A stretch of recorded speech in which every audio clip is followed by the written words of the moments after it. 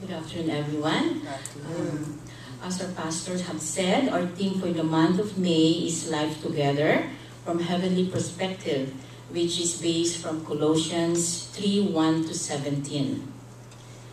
In Colossians 3:12, as God's chosen people, holy and dearly beloved, we are called to clothe ourselves with compassion, which is the topic of my offertory today.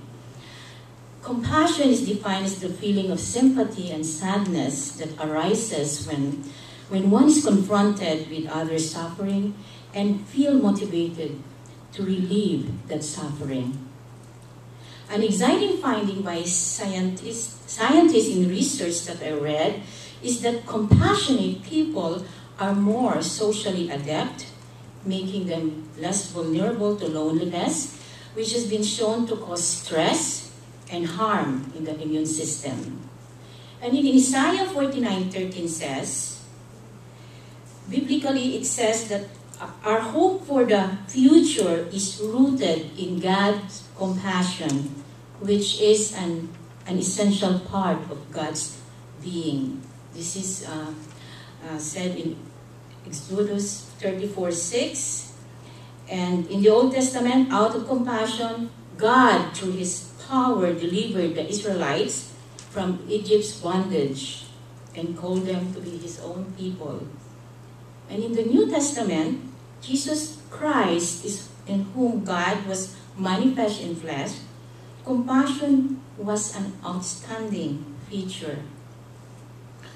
When He saw the crowd in Matthew 9:36, He had compassion on them because they were harassed and helpless, like a sheep without a shepherd. As Christians, we are called to imitate Jesus, who is full of compassion. We believers are called to make compassion as an integral part of our lives, which is ought to be extended not only to our friends and neighbors, but to all without exception, even to enemies. Matthew 48:43-48. As we collect today's offerings, may we remember Jesus' compassion extended to the helpless crowd, the sickly masses, the blind men, and the physically and spiritually hungry. Most of all, may we remember the waiting father in Luke 15:20, who was filled with compassion when he saw his wayward son from the distance returning home, as God has compassion on us and accept us when we repent and return home.